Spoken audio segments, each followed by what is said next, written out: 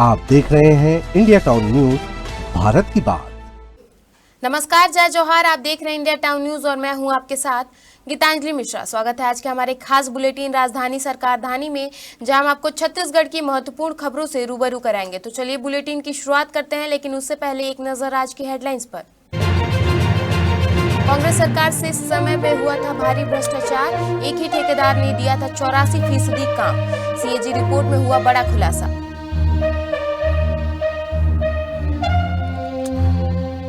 अब नहीं लगाना होगा दफ्तरों का चक्कर, घर बैठे ऐसे बना सकते हैं जन्म और मृत्यु प्रमाण पत्र। सफल क्रियान्वयन से व्यवस्था हुई प्रभावित।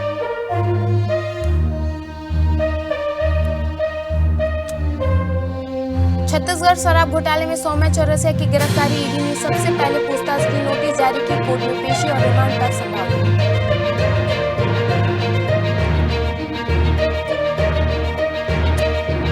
स्वच्छता दीदियों की बड़ी सौगात, अब हर महीने मिलेगा 8,000 रुपए मानदेय, आदेश जारी।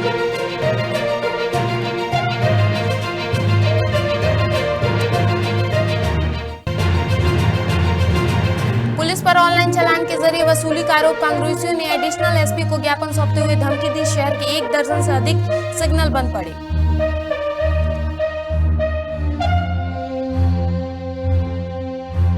चलिए खबरों की शुरुआत करते हैं राजधानी से। छत्तीसगढ़ में संचालित सार्वजनिक क्षेत्र के उपक्रमों की सीएजी ऑडिट रिपोर्ट विधानसभा में पेश की गई। इस रिपोर्ट में केंद्रीय स्पॉन्सर योजना और सार्वजनिक उपक्रमों की मिसमैनेजमेंट को लेकर कई अहम खुलासे किए गए। रिपोर्ट बताती है कि राज्य के 10 पीएससी लाभ कमाने वाले, जबकि 7 पीएससी को 1,143 करोड़ रुपए का घाटा हुआ। राज्य के 5 पीएससी जैसे छत्तीसगढ़ राज्य विद्युत वितरण कंपनी, छत्तीसगढ़ राजनगर आपूर्ति निगम limited, Chhattisgarh railway corporation limited, Chhattisgarh Katghora Dongargarh railway limited और छत्तीसगढ़ खरसिया नवा रायपुर रेलवे लिमिटेड को 10,252 करोड़ रुपए की हानि हुई है।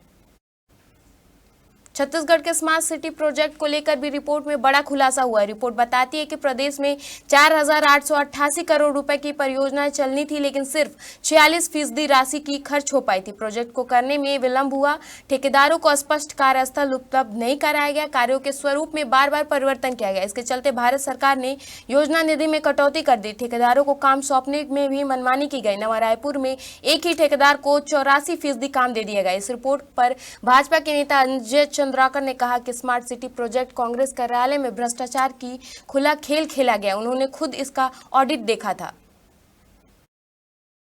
छत्तीसगढ़ राज्य में जन्म एवं मृत्यु प्रमाण पत्र बनने की प्रक्रिया को सरल, पारदर्शी और सुगम बनाते हुए इसे पूरी तरह ऑनलाइन कर दिया गया है। राज्य में अब जन्म और मृत्यु प्रमाण पत्र अनिवार्य रूप से ऑनलाइन पोर्टल के माध्यम से जारी किया जाएगा। भारत सरकार के महापंजीयन कार्यालय नई दिल्ली द्वारा वर्ष 2023 में संशोधित ऑनलाइन पोर्टल के सफल क्रियान्वयन से यह व्यवस्था प्रभावित हुई है। संशोधित जन्म मृत्यु पंजीकरण अधिनियम 1969 के अनुसार अक्टूबर 2023 के बाद जन्म लेने वाले सभी बच्चों के लिए जन्म स्थिति प्रमाण पत्र के रूप में जन्म प्रमाण पत्र ही एकमात्र वैध दस्तावेज होगा। इसमें पहचान से जुड़ी प्रक्रियाओं में स्पष्टता, एक रूपता आई है। अक्टूबर 2023 से पहले जन्मे बच्चों के मामले में पूर्व की तरह अन्य वैकल्पिक दस्तावेज भी मान्य रहेगा। साथ ही पहले जारी किए गए ऑफलाइन प्रमाण पत्रों को भी अब पोर्टल के माध्यम से डिजिटल रूप में सुरक्षित किया जा सकता है। राज्य में अक्टूबर 2023 के बाद सभी जन्म प्रमाण पत्र ऑनलाइन जारी किए जा रहे हैं। प्रारंभिक चरण के अनुसार आई तकनीकी चुनौतियों का समाधान समयबद्ध तरीके से किया गया, जिससे वर्तमान में पोर्टल पूरी तरह सुचारू और तकनीकी रूप से सक्षम हो गया है। भारत सरकार के महापंजीयक कार्यालय द्वारा समय समय पर आवश्यक तकनीकी सहयोग और मार्गदर्शन भी उपलब्ध कराया जा रहा है। छत्तीसगढ़ में शराब घोटाले से जुड़ी एक बड़ी खबर निकलकर सामने आ रही है। ईडी ने पूर्व मुख्यमंत्री उप सचिव रही सौम्या चौरसिया को गिरफ्तार कर लिया है। बताया जा रहा है कि यह गिरफ्तारी आबकारी घोटाले मामले में की गई है। मिली जानकारी के अनुसार सौम्या चौरसिया को ईडी ने पहले पूछताछ के लिए नोटिस जारी किया था, जिसके बाद एजेंसी ने उन्हें गिरफ्तार कर लिया। ईडी सौम्या चौरसिया को विशेष कोर्ट में पेश किया जाएगा। सूत्रों की माने तो ईडी कोर्ट से कस्टडल रिमांड की भी मांग कर सकती है, ताकि मामले से जुड़ी अहम तथ्यों और अन्य आरोपियों के बारे में गहराई से पूछताछ की जा सके। राज्य शासन ने प्रदेश भर के विभिन्न नगरीय निकायों में कार्यरत स्वच्छता दीदियों के साल भर के मानदेय के लिए 93 करोड़ 60 लाख रुपए स्वीकृत कर दिए। उप मुख्यमंत्री अरुण साव के अनुमोदन के बाद विभाग ने मंत्रालय से इसकी मंजूरी के आदेश जारी कर दिए। इस राशि की स्वीकृति से राज्य के नगर निगमों, नगर पालिकाओं और नगर पंचायतों में काम कर रहे 9,750 स्वच्छता दीदियों के 30 सितंबर 2026 तक का मानदेय सुनिश्चित कर दिया है।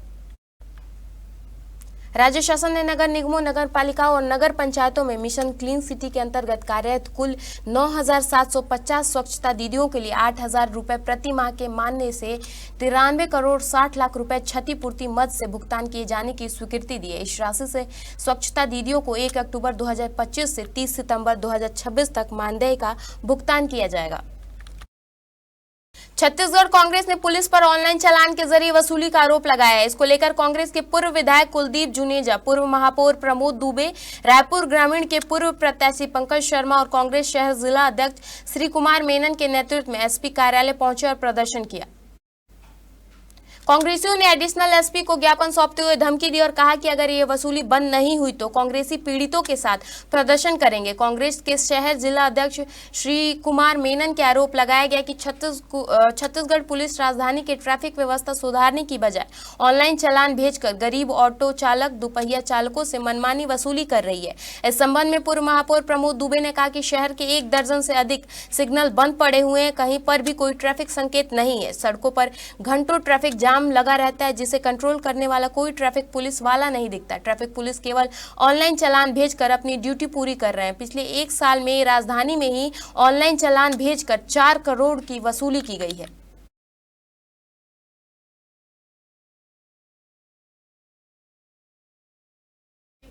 वक्त हो चुका है एक ब्रेक का। बने रहिए इंडिया टाउन न्यूज के साथ। कभी कभी चेहरे का छुपा दर्द दुनिया नहीं देख पाती है। दाग, मुहासे, झाइयां सब आपके आत्मविश्वास को कम कर देता है, पर अब नहीं, क्योंकि Rukhsana glow and fair face pack जो दे आपकी स्किन को वो प्यार जो सिर्फ प्रकृति दे सकती है। हर लेयर को साफ करे, हर दाग को करे हल्का और आपकी मुस्कान फिर से लौटाए। Because you deserve to glow naturally. Rukhsana herbal beauty product Amazon, Meesho और फ्लिपकार्ट में भी उपलब्ध। अमीन मोटर्स उड़ान ई रिक्शा छत्तीसगढ़ का नंबर 1 ई रिक्शा शोरूम, जहां आपको सभी प्रकार के ई रिक्शा के वैरायटीज उपलब्ध मिलेंगे। हमारा ई रिक्शा काफी मजबूत है और ये सालों साल चलता है, तो आज ही घर ले आइए आरटीओ इंश्योरेंस के साथ। हमारा पता है अमीन मोटर्स, प्यारेलाल चौक, जीई रोड, न्यायालय के पास, राजनांदगांव। 9827174038 7724047008। ब्रेक के बाद आपका स्वागत है। चलिए बढ़ते हैं अगली खबरों की ओर। प्रदेश में निःशुल्क और अनिवार्य बाल शिक्षा का अधिकारी अधिनियम आरटीए के तहत निजी स्कूलों में बच्चों का प्रवेश अब कक्षा पहली से होगा। यह व्यवस्था आगामी शिक्षा सत्र लागू की जाएगी। अब तक बीपीएल बच्चों का प्रवेश एंट्री क्लास में होता रहा है। हालांकि Chhattisgarh private school management association के अध्यक्ष राजीव गुप्ता ने आरटीआई के तहत निजी स्कूल प्रवेश प्रक्रिया में किए गए बदलाव का विरोध किया। उन्होंने कहा कि राज्य शासन नर्सरी और KG 1 का पैसा बचाने के लिए इस तरह का नियम बनाया है, परंतु इसका नुकसान बच्चों को होगा। दरअसल आरटीआई के प्रावधान लागू होने के बाद शुरुआती सालों में कक्षा पहली में ही प्रवेश दिया जाएगा, लेकिन निजी स्कूलों की मांग और बच्चों की पढ़ाई को लेकर होने वाली दिक्कतों को देखते हुए एंट्री क्लास में प्रवेश देने का नियम राज्य शासन ने बनाया। अब फिर से नियम को बदला जा रहा है। प्रदेश के अधिकांश निजी स्कूलों में बच्चों का प्रवेश नर्सरी और KG 1 से होता है। गौरतलब है कि आरटीआई के तहत प्रवेशित बच्चों की पढ़ाई की फीस की प्रतिपूर्ति राज्य शासन द्वारा की जाती है। देश में महात्मा गांधी राष्ट्रीय ग्रामीण रोजगार गारंटी अधिनियम मनरेगा का नाम बदलने को लेकर चल रहे विवाद पर राजनीतिक बयानबाजी बढ़ती जा रही है। मुख्यमंत्री विष्णुदेव साय के मीडिया सलाहकार पंकज कुमार झा ने इसे लेकर कांग्रेस पर पलटवार किया है। पंकज झा ने कांग्रेस पर निशाना साधते हुए सोशल मीडिया एक्स पर लिखा, पंडित दीनदयाल उपाध्याय की पुण्यतिथि के दिन ही भूपेश बघेल की कांग्रेस सरकार ने पंडित जी के नाम वाली सभी योजनाओं का नाम बदल दिया था। उन्होंने अपने पोस्ट में पूर्व मुख्यमंत्री भूपेश बघेल के कार्यकाल के दौरान कांग्रेस सरकार द्वारा किए गए नाम परिवर्तन के आदेश की कॉपी भी साझा की, जिनमें दीनदयाल उपाध्याय स्वावलंबन योजना का नाम बदलकर राजीव गांधी स्वावलंबन योजना, दीनदयाल उपाध्याय सर्व सामाजिक मांगलिक भवन योजना को डॉक्टर BR अम्बेडकर सर्व समाज मांगलिक भवन योजना, दीनदयाल उपाध्याय LED पथ प्रकाशन योजना को इंदिरा प्रियदर्शनी LED पथ प्रकाश योजना, दीनदयाल उपाध्याय आजीविका केंद्र को राजीव गांधी आजीविका केंद्र और दीनदयाल उपाध्याय शुद्ध पेयजल योजना का नाम बदलकर इंदिरा प्रियदर्शनी शुद्ध पेयजल योजना करने का आदेश जारी किया गया था। छत्तीसगढ़ शासन ने प्रशासनिक स्तर पर बड़ा फेरबदल किया है। 11 IAS अफसरों का तबादला हुआ। कलेक्टर भोस्कर विलास को अतिरिक्त मुख्य निर्वाचन अधिकारी बनाया गया। इसके अलावा 6 जिले के कलेक्टर भी बदले गए। इनमें सरगुजा, कोरबा, दंतेवाड़ा, सुकमा, बेमेतरा और नारायणपुर शामिल है।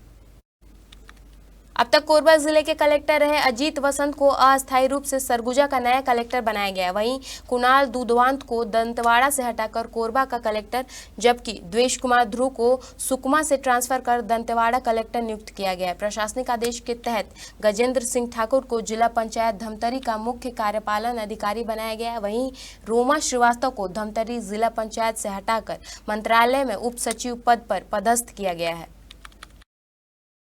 मुख्यमंत्री विष्णुदेव साय ने प्रधानमंत्री नरेंद्र मोदी को इथियोपिया के सर्वोच्च नागरिक सम्मान ग्रेट ऑनर निशान ऑफ इथियोपिया से सम्मानित किए जाने पर हार्दिक बधाई और शुभकामनाएं दी। मुख्यमंत्री विष्णुदेव साय ने सोशल मीडिया हैंडल X पर पोस्ट करते हुए इसे भारत के लिए एक ऐतिहासिक, अविस्मरणीय और अत्यंत गौरवशाली क्षण बताया। मुख्यमंत्री साय ने कहा कि यह सम्मान भारत की बढ़ती अंतर्राष्ट्रीय प्रतिष्ठा, विश्व मंच पर भरोसेमंद साझेदार के रूप में उभरती भूमिका और प्रधानमंत्री मोदी के सशक्त, दूरदर्शी और निर्णायक नेतृत्व को दर्शाता है। मुख्यमंत्री साय ने कहा कि प्रधानमंत्री नरेंद्र मोदी के नेतृत्व में भारत को वैश्विक कूटनीति, विकास, शांति और सहयोग से क्षेत्र में नई ऊंचाइयां छुई है। आज 140 करोड़ भारतीय अपने राष्ट्र को विश्व समुदाय के बीच और अधिक सम्मान, आदर और प्रभाव के साथ स्थापित होते देख गर्व का अनुभव कर रहे हैं। विधानसभा के आखिरी दिन की कार्यवाही की शुरुआत नेशनल हेराल्ड मामले को लेकर हंगामेदार रही। सदन शुरुआत होते ही कांग्रेस विधायकों ने सत्यमेव जयते लिखी तख्तियों को लेकर नारेबाजी शुरू कर दी। स्पीकर ने तख्तियों के साथ सदन में बैठने की अनुमति नहीं दी, जिसके बाद विपक्ष लगातार नारेबाजी करता रहा। हंगामे के चलते सदन की कार्यवाही को 2 बार 10-10 मिनट के लिए स्थगित करनी पड़ी। इस दौरान सत्ता पक्ष और विपक्ष के बीच तीखी बहस देखने को मिली। नेता प्रतिपक्ष भूपेश बघेल ने जांच एजेंसियों के दुरुपयोग का आरोप लगाते हुए सरकार को घेरा। वहीं मंत्री अजय चंद्राकर ने इन आरोपों पर कड़ी आपत्ति जताई और विपक्ष के दावों को निराधार बताया। विपक्ष की ओर से जांच एजेंसियों के कथित दुरुपयोग को लेकर स्थगन प्रस्ताव लाया गया, लेकिन आसनंदी ने इसे अस्वीकार कर दिया। सदन में हालत उस वक्त और गर्मा गई जब सत्ता पक्ष और विपक्ष आमने सामने आ गए। विपक्ष की ओर से सत्यमेव जयते के नारे लगाए गए, जबकि सत्ता पक्ष ने वंदे मातरम के नारे लगाकर जवाब दिया। प्रश्नकाल की कार्यवाही बाधित होने पर स्पीकर डॉक्टर रमन सिंह ने कड़ी नाराजगी जताई। उन्होंने विपक्ष सदस्यों के अनुचित व्यवहार की निंदा करते हुए कहा कि लोकहित से जुड़े विषयों पर सदन की कार्यवाही को बाधित करना निंदनीय है।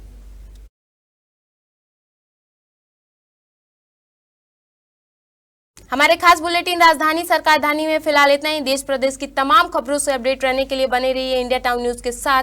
भारत की बात। नमस्कार। आप देख रहे हैं इंडिया टाउन न्यूज, भारत की बात।